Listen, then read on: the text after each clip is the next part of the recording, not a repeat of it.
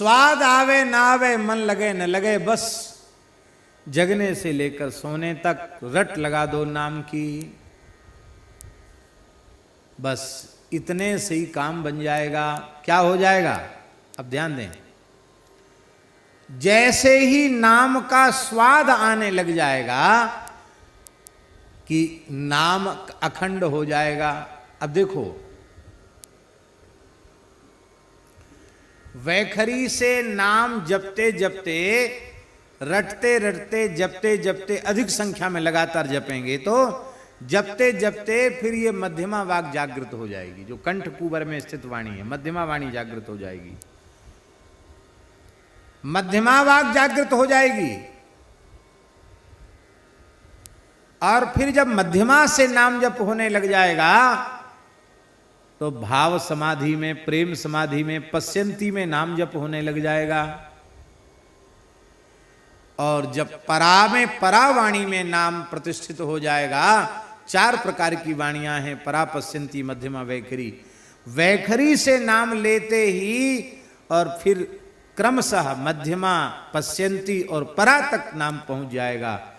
और जब परा तक नाम पहुंच जाएगा तो महाराज जी रोम रोम से करोड़ों करोड़ों नाम एक साथ प्रकट होने लग जाएंगे।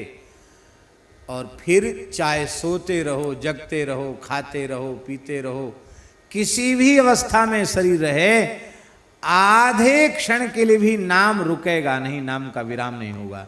यह है निरंतर भगवान की स्मृति, यह है भक्ति योग। तो भक्ति योग की जो परिभाषा हमारे आचार्यों ने दी है, तैल धारावत अखंड अविच्छिन्न भाव से भगवान नाम रूप गुण लीला की अखंड स्मृति, इसका नाम भक्ति है। अब भक्ति, राम नाम से भक्ति योग अपने आप आ गया कि नहीं? पहले तो पात्रता नहीं थी, पर केवल जिह्वा से राम राम किया तो धीरे धीरे राम नाम महाराज की कृपा से भक्ति योग हमें प्राप्त हो गया।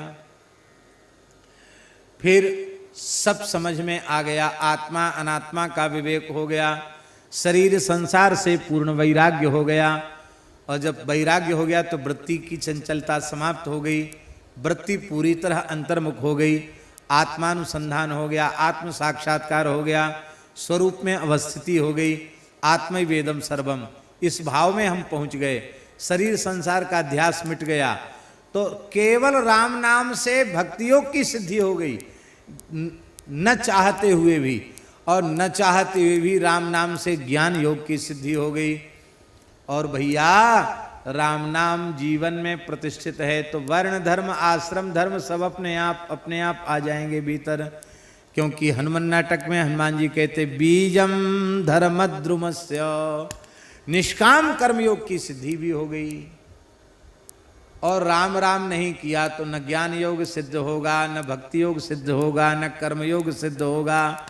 इसलिए गोस्वामी जी ने कहा एक ही साधन सब रिद्धि सिद्धि साधि रे,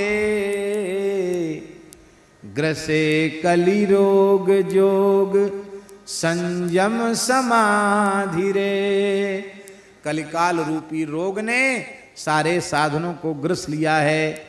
इसलिए भलो जो है पोच जो है, दाहिनो जो बाम रे, राम नाम ही सो अंत सब ही को काम रे, राम नाम ही सो अंत सब ही को काम रे।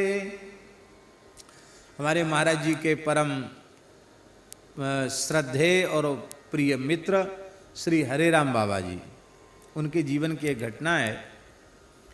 वो जयपुर में थे, एक बगीची में थे। महात्मा बड़े विलक्षण ही थे वो।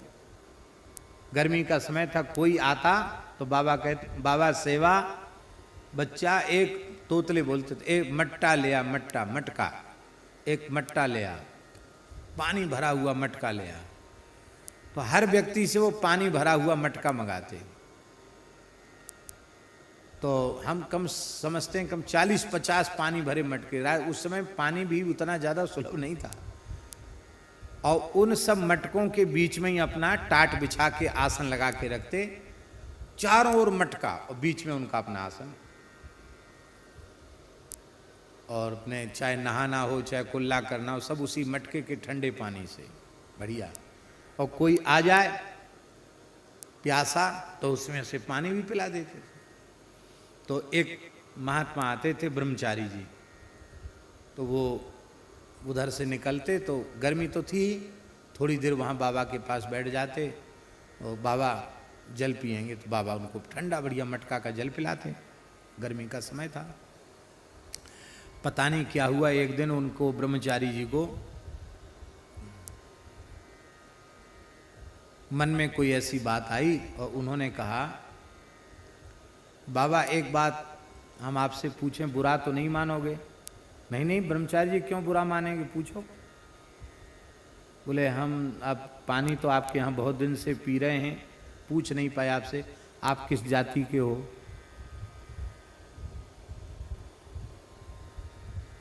तो बाबा हंसने लगे। बाबा बोले इतने दिन तक पानी पीने के बाद जात पूछ रहे हो? देखो हम तो बहुत दिन हो गया घर परिवार छोड़े हुए, हमें ज़्यादा याद तो नहीं है, पर हमारे एक पुरखा थे वो मोची का काम करते थे, जूता बनाने का काम करते थे। अच्छा। और एक हमारे पुरखा थे वो जुलाहे का काम करते थे। अब वो बेचारे भोले थे ब्रह्मचारी जी, तो कबीर जी का स्मरण करके तो जुलाहा बता दिया और रैदास जी का स्मरण करके चर्मकार बता दिया। ऐसी दो चार जाति गिना दी। अरे बोले महाराज एक जात तो बताओ, तुमने तो सब जात अपने में ही बता दी। तो बाबा हंसने लगे। बोले हम तो आपको बता दिया, आपने पूछा हमने बता दिया, अब हिसाब किताब आप जोड़ लो। अब तो वे बहुत दुखी हो गए, कह रहे पता नहीं, ये तो बिल्कुल इसकी तो जात वात का कोई ठिकाना ही नहीं है। इतना हम पवित्र रहने वाले, इतने दिन तक यहाँ पानी पीते रहे, इसके पास बैठते रहे, बड़ी दुखी हो गए। तो एक भूरामल शर्मा जी थे, वो उनके शिष्य थे बाबा के, उनके पास गए। बोले पंडित जी अरे कम से कम ब्राह्मण हो, गुरु करे जान पानी पिए छान, कैसे आदमी को गुरु बना लिया? वो महात्मा तो, हमने पूछा क्या जाति है? तो कहते हमारे पुरखा मोची का काम करते थे, जूता बनाने का काम, ऐसे को आपने गुरु बना लिया? तो वो समझते थे बाबा को। बोले अब महाराज आपको क्या तकलीफ हो रही है, अब हम तो बना ही लिया गुरु, जो बदल तो सकते नहीं उनको, पर एक मेरी प्रार्थना है। क्या? बोले उनसे ये जरूर पूछ के आओ कि जो आपके पुरखा मोची का काम करते थे उनका नाम क्या है, ये पूछ के आओ उनसे। तो ब्रह्मचारी जी बेचारे दुखी तो थे ही, वो फिर गए। बाबा बोले अब तो पानी वानी नहीं है हमारे यहाँ, इतने दिन पानी पिलाया फिर हम हमारी जात पूछता है, पानी तो नहीं? बोले नहीं बाबा एक बात हम पूछने आए, दुखी तो हम बहुत हो गए, एक बात पूछने का। क्या बात? बोले आपके पुरखा जो मोची का काम करते थे उनका नाम बता दीजिए आप। बाबा बोले तू अपनी बुद्धि से नहीं आया, किसी ने भेजा है तुझे। कहा बाबा कुछ भी समझो, आप नाम बताओ, आपके पुरखा का नाम क्या? तो बाबा बोले रैदास जी महाराज। तब वो समझ गए कि रामानंद संप्रदाय की परंपरा के साधु हैं, रैदास जी की याद करके बोल रहे हैं। बोलो भक्तवत्सल भगवान की जय। भलो जो है, आप चाहे जितने बड़े आचारी विचारी भले से भले बने रहें, बाबा ने कहा ब्रह्मचारी जी ये जो कुछ आप करते हो सब बिल्कुल ठीक है, करना ही चाहिए, लेकिन कल्याण तो राम नाम जपने से होगा, इसलिए सब करो पर अनन्य भाव से चलते फिरते राम नाम का जप करो, क्योंकि भलो जो है पोच जो है, भले से भला हो, खूब धर्मनिष्ठ हो, खूब आचार विचार वाला हो, लेकिन राम राम नहीं करता है तो कल्याण में संदेह ही बना रहेगा। पोच जो है, पोच माने सबसे अधिक नीच व्यक्ति, निम्न से नीच, नीच से नीच है, बुरा से बुरा है, उल्टा है, सीधा है, कैसा भी है, उल्टा सीधा है, बुरे से बुरा है, अच्छे से अच्छा है, कैसा भी जीव क्यों न हो, काम तो अंत में राम नाम से ही बनेगा। राम नाम ही सो अंत सब ही को काम रे। अंत में सबका काम राम नाम से ही बनने वाला है। अरे भाई अंत में कब बनेगा? जब आज से अभी से लेना आरंभ कर दोगे तो अंत में भी राम नाम की स्मृति आएगी, नहीं तो नहीं आएगी। एक अघोरी था, अघोरी जानते ना, मसान सिद्ध करने वाले, एक अघोरी था। ओ तमाम मनुष्य की खोपड़ियां लिए हुए, इधर लटकाए उधर लटकाए, हड्डियों की माला पहने, काला कपड़ा पहने, मसान जगाया हुआ कोई मसानी, सिद्ध मसानी आया और गोस्वामी तुलसीदास जी महाराज 80 घाट वाराणसी में जहाँ विराजते थे वहाँ बैठे थे। वहाँ से वो अघोरी निकला। इस तरह के सिद्ध बहुत हैं बनारस में। निकला, खप्पर हाथ में लिए था, बार बार आलक आलक आलक आलक ऐसे बोल रहा था। गोस्वामी जी आंख बंद करके बड़े प्रेम से श्री सीताराम श्री सीताराम श्री सीताराम जप रहे थे। जब उन्हें विक्षेप हुआ तो उन्होंने नेत्र खोले, वो अलग अलग चिल्लाता हुआ दिखाई पड़ा। गोस्वामी जी का हृदय करुणा से भर आया और श्री गोस्वामी जी ने कहा, बड़ा प्यारा दोहा है गोस्वामी जी का, हम लख हम ही हमार लख, हम लख हम ही हमार लख, हम हमार के बीच तुलसी अलख ही कालख है, राम नाम जप नीच। तुलसी अलख ही कालख है, राम नाम जप नीच। महाराज जी एक नाम जापक संत की वाणी श्रवण करते ही उस तामसी अघोरी के जीवन में इतना बड़ा परिवर्तन आया। सारे महाराज कपड़ा लत्ता हड्डी फड्डी सब उठा के गंगा जी में पटक दी और राम नाम जपते जपते सिद्ध हो गया। तो भलो जो है पूछ जो है, दाहिनो जो बामरे। एक अघोरी था, बड़ा सिद्ध था महाराज। उसने कब्जा कर रखा था एक बगीचे पर। एक सेठ का बगीचा था, आम का बगीचा, गाजीपुर क्षेत्र की बात है, कहीं बनारस के आसपास। बहुत सिद्ध था, तमाम चमत्कार उस अघोरी में थे।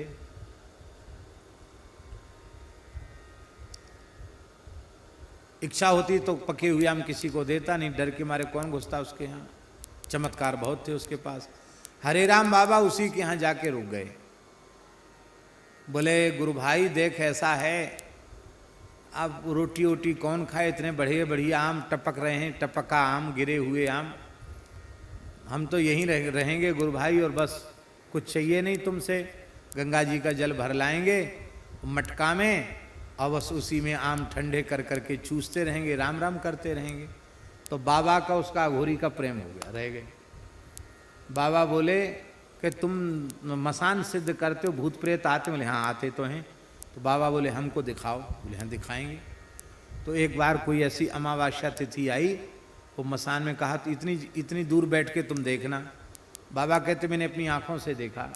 उस मसान वाले ने, सिद्ध ने क्या किया, कोई व्यक्ति मुर्दा जला के गया था, उसकी आँच थी, उस आँच में गंगा जी का जल एक मटका में भरा और उसको मुर्दा की आंच पर उसको गरम किया, उसी में थोड़ा चावल छोड़ा, उसी में गुड़ छोड़ा और मीठा भात बनाया।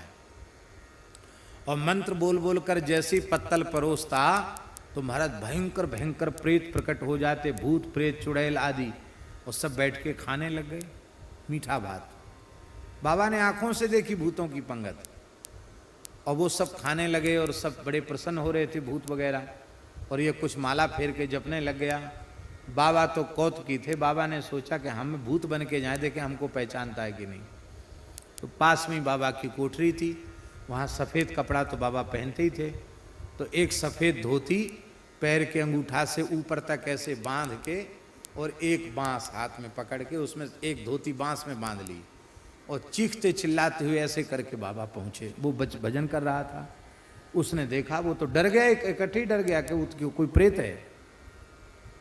तो उसने मंत्र प्रयोग किए, लेकिन वो बाबा के ऊपर कहाँ कुछ चलने वाला। बाबा तो पहुंच गए, तो बोले कि कौन हो तुम? मैं प्रेतराज हूं, इस श्मशान का मालिक हूं। तुमने सबको खिलाया, मेरा अपमान किया। बोले अब तुम खा लो। सबका झूठा खाऊंगा मैं, अब मैं ये मीठा भात नहीं खाऊंगा, तुझे ही कच्चा चबा जाऊंगा। ऐसे करके बाबा ने बांस हिलाया, वो महाराज भगा। बाबा पीछे से भगे, उसके दौड़े, मारा नहीं बाबा ने, बांस जोर का पटका बगल में, बेहोश होके गिर गया। तो बाबा उसको उठा के लाए, उसकी कोठरी तक उठा के लाए, बगीचे तक। थोड़ी देर में होश आया, बाबा ने अपना वेशभूषा उतार दी। बोले तो क्या हुआ गुरु भाई? अरे बोले जीवन में ऐसा कभी नहीं हुआ जो आज हुआ। ऐसा डबल प्रेत आया, ब्रह्म राक्षस आया, कोई मंत्र कोई तंत्र कोई चला ही नहीं उसके ऊपर। वो तो कैसे मेरे प्राण बच गए, पता नहीं कौन हमको यहाँ उठा के लाया महाराज। बाबा बोले वो प्रेत कोई दूसरा नहीं था, हम ही आए थे। मैंने कहा असली प्रेत तो आगे, कि नकली प्रेत आवे, देख तो पहचानता कि नहीं पहचानता है। तो बहुत जोर से हंसा वो। बोले आपने ऐसा क्यों किया?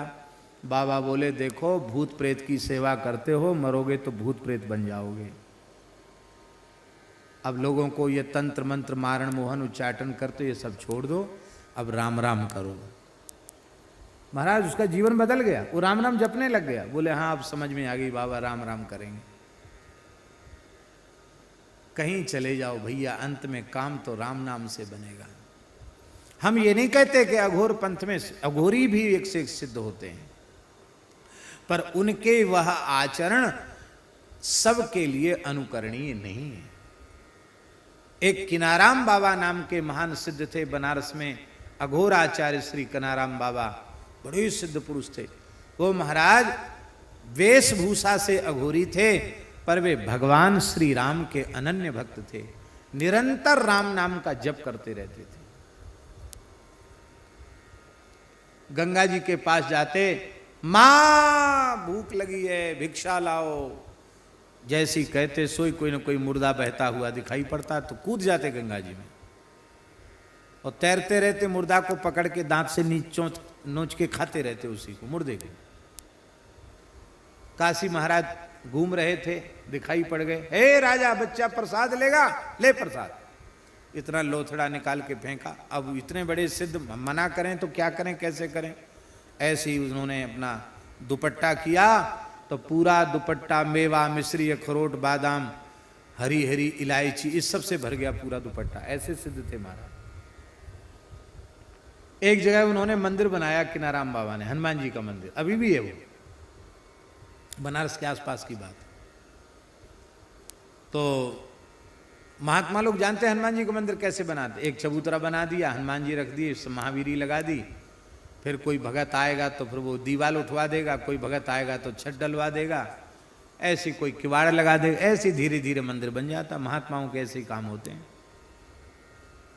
तो दीवाल तो उठ गई, पटाव के लिए मिस्त्री आ गए, लेकिन जिस व्यक्ति ने पत्थर और गाटर लकड़ी देने के लिए कहा था वो व्यक्ति आया ही नहीं। मजदूर बोले बाबा हमारा तो दिन बेकार हो गया। बाबा बोले कोई बात नहीं, गैया के गोबर के कंडा तो हैं, छाया करनी, हनुमान जी को छाया कर देते हैं। तो ऐसी पुरानी धुरानी लकड़ी उस पर बिछवा दी और ऊपर से कंडों से उसकी छत कंडों से छाया कर दी। बोले तुम्हारा काम हो गया, मजदूरी ले और जाओ। अरे बोले महाराज पानी बरसेगा, सब कंडा गर जाएंगे, इससे थोड़ी कुछ पानी रुकेगा। अच्छा वो नहीं रुकेगा। बाबा उठ के आए धूना से, कंडा की छत देखी, बड़े हंसे, बोले जा बाबा राम नाम की महिमा से पक्का हो जा। जैसे ही का राम नाम की महिमा से पक्का हो जा, महाराज कंडे की छत पक्की छत बन गई। आज भी वो पक्की छत वाला मंदिर है, लेंटर बन गया महाराज, उस जमाने की बात। पर वे किनाराम बाबा भी यही बात कहते थे कि हमारी और किसी बात को मत देखो, केवल इतना समझो कि यदि कल्याण चाहते हो तो राम राम करो। धन्य है भारतवर्ष की पवित्र परंपरा, जहां मरने के बाद भी लोग कीर्तन करते, राम नाम सत्य है, गोपाल नाम सत्य है, सत्य बोलो गत्य है, क्योंकि राम नाम ही सो अंत सब ही को काम रे। अंत में काम तो राम नाम ही आएगा। जगनभ बाटिका रही है फल फूली रे,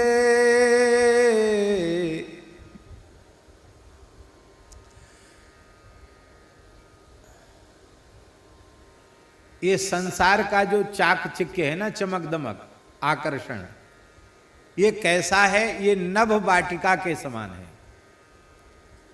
खपुष्प के समान है, आकाश पुष्प के समान है। जग नभ वाटिका,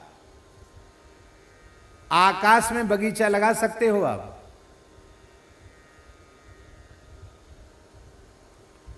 बेला, चमेली, जूही, तुलसी, ये सब आकाश में लगा सकते हो आप?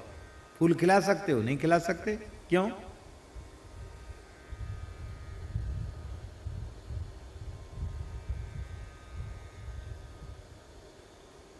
गोस्वामी जी ने उदाहरण दिया है, राम भजन बिन मिटहि की कामा, थल विहीन तरु कबहू की जामा। जब तक थल नहीं होगा, स्थल नहीं होगा, भूमि नहीं होगी, मिट्टी नहीं होगी, तो आप बगीचा कैसे लगाएंगे? बगीचा बिना मिट्टी के नहीं लग सकता। जैसे आकाश का बगीचा केवल कोरी कल्पना मात्र है, ऐसे ही जगत का यह चाकचिक्य कोरी कल्पना मात्र है, कुछ नहीं है। ये कैसा है जो फलता फूलता संसार? ये कैसा है? धुआं कैसे धोर हर, देखी तू ना भूल रे। गीला और इधर उधर का कचरा वचड़ा सब इकट्ठा करके और आग लगाई जाती है। देखा होगा आपने, दीपावली में पहले लोग गांव में सब सफाई करते थे तो एक जगह कचरा का ढेर करके फिर उसमें आग लगा देते। तो जब आग लगाई जाए तो धुआं, जब धुआं के गुब्बारे ऊपर आकाश में उठते हैं तो उसमें आकृति जैसी बन जाती है धुआं की। बीच का धुआं खाली हो गया, इधर उधर का हो गया तो दीवार बन गई, ऐसे धुआं चला गया तो वो शिखर बन गया। तो उसमें आप देखेंगे तो महल मकान भी दिखाई पड़ेंगे, कई बार उसमें कोई पुरुष की आकृति भी दिखाई पड़ जाएगी। ज़्यादा कचरा जहाँ जल रहा, धुआं के गुब्बारे ऊपर उठ रहे हैं, तो धुआं के महल, उनका अस्तित्व क्या है? धुआं के भवन और धुआं से ही निर्मित स्त्री पुरुषों की आकृति, वे क्या वास्तविक में सत्य हैं? वे सत्य नहीं हैं, केवल प्रतीति वैसी हो रही है। ऐसे ही संसार है। धुआं कैसे धोर हर, देखी तू ना भूली रे। अंतिम बात गोस्वामी जी कह रहे हैं, राम नाम छाड़ी जो, भरोसो करे और रे। तुलसी परोसो त्यागी, मांगे कूर कौर रे। तुलसी परोसो त्यागी, मांगे कूर कौर रे। श्री राम नाम को छोड़कर दूसरे का आश्रय लेता है, दूसरे का भरोसा करता है, वह ऐसा मूर्ख है जैसे किसी व्यक्ति के सामने बड़ी जोर की भूख लगी है और उसके सामने किसी ने बहुत प्रेम से, बड़े भाव से, आदर से बढ़िया सुंदर स्वर्ण में सिंहासन बिछा दिया, सोने की चौकी रख दी और इतने बड़ा थाल रख दिया, तरह तरह के कटोरों में भक्ष्य भोज जिल्लही चुस्त विविध प्रकार के व्यंजन परोस दिए और बड़ी विनम्रता से हाथ जोड़कर कहा, महाराज इसको जीमो, खूब पाओ। और बड़े प्रेम से और अधिक तृप्त होकर जिमाने के लिए तैयार खड़ा है। भूख तो आपको लगी थी, लेकिन आप बिना किसी कारण के परोसा हुआ स्वर्णमय 56 भोग 36 व्यंजन का थाल छोड़कर चले गए। कहाँ चले गए? तुलसी परोसो त्यागी, सामने परोसा हुआ छोड़ करके मांगे कूर कौर रे। कौर माने ग्रास। एक एक टुकड़े के लिए कुत्ते के जैसे पूंछ हिला करके, पेट दिखा करके एक एक टुकड़ा मांग रहे हो। इसका मतलब है राम नाम का स्वाद लेना, ये तो परोसी हुई थाली का भोजन करना है। और राम नाम को छोड़कर अन्य अन्य साधन का आश्रय लेना, ये कुत्ते के समान टुकड़े खा खा करके, डंडा खा खा के टुकड़ा खाना और उनसे पेट भरने की कोशिश करने के जैसा है। गोस्वामी जी ने कहा है, राम नाम की महिमा मेरे जीवन से देख लो, चाटत रहो। इसी विनय पत्रिका में स्वान पातर ज्यों कबहु न पेट भरो, सोहो चाखत नाम सुधारस, पेखत पर सुधरो, भरोसो जाहि दूसरो सो करो, मोह को तो राम को नाम काम तरु, कलि कल्याण फरो, भरोसो जाहि दूसरो सो करो। गोस्वामी जी ने कहा, जब हम राम नाम से विमुख थे तो हमारी दशा ये थी कि चाटत रहो स्वान पातर ज्यों। कुत्ता भूख के मारे, जहाँ भोज भंडारा होता वहाँ पत्तल, जूठी पत्तल डाल दी जाती, उन पत्तलों को चाटता है कुत्ता, लेकिन पेट नहीं भरता। गोस्वामी जी के कहने का आशय ऐसा भी, बचपन में जब हम अनाथ अवस्था में भटक रहे थे, हमारा कभी पेट नहीं भरा। एक जगह तो गोस्वामी जी ने लिखा है, मानत हो 4 फल 4 ही चणक को। 4 चना कोई मेरी हथेली पर रख देता था तो मैं समझता था कि धर्म अर्थ काम मोक्ष 4 पुरुषार्थ मुझे मिल गए।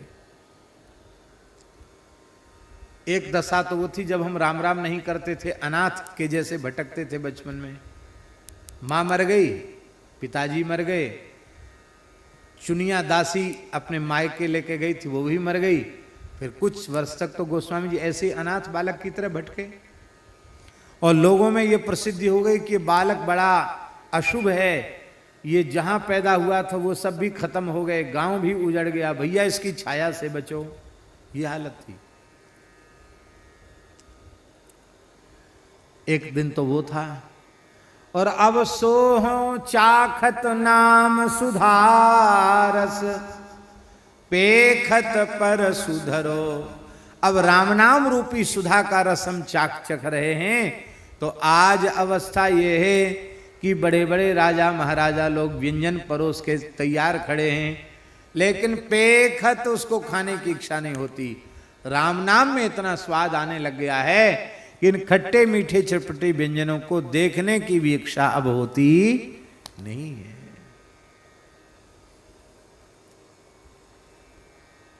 इसलिए भैया अनन्य भाव से श्री राम नाम का आश्रय लो।